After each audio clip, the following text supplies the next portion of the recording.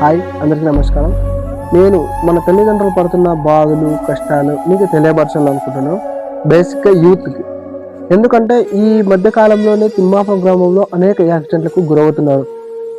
బైకుల్లో కావచ్చు, చెట్లెక్కి పడడం కావచ్చు, కరెంటు పోల్లెక్కి కరెంట్ షాక్ తగలడం కావచ్చు, ఇలా అనేక రకాల యాక్సిడెంట్‌కు గురవుతున్నారు యూత్.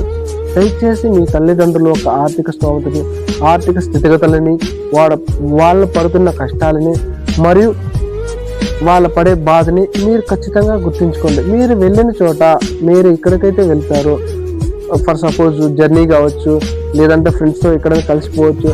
ప్రతి విషయంలోనూ మీరు జాగ్రత్తగా ఉండాలి. ప్రతి జర్నీలోనూ మీరు జాగ్రత్తగా ఉండాలి. ఎందుకంటే మీరు ఏదైనా ఒక యాక్సిడెంట్‌కి గురవుతే ఆ బాధ నీ ఫ్రెండ్ కానీ, నీ అన్నదమ్ములు కానీ ఎవరు పట్టించుకోరు. మీ తల్లిదండ్రులు మాత్రమే పట్టించుకుంటారు. ఎందుకంటే ఆ బాధ యాక్సిడెంట్ అయ్యింది అన్న ఒక విషయాన్ని తట్టుకోలేరు తల్లిదండ్రులు. దయచేసి మీరు ఎక్కడికి వెళ్ళినా తిరిగి క్షేమంగా ఇంటికి వచ్చేటట్లు చూడండి. మీరు ఏమి సంపాదించకపోయినా పర్వాలేదు, మీ తల్లిదండ్రులకు మీరు ఎక్కడికి వెళ్ళినా తిరిగి సాయంత్రానికి ఇంటికి క్షేమంగా వస్తే చాలు. ఈ మధ్య కాలంలోనే చాలా జరుగుతున్నాయి.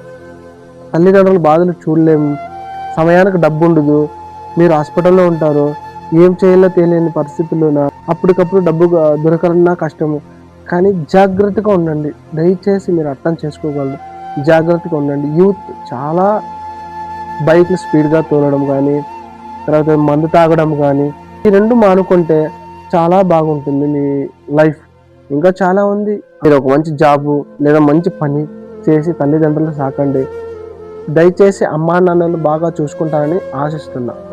జై హింద్.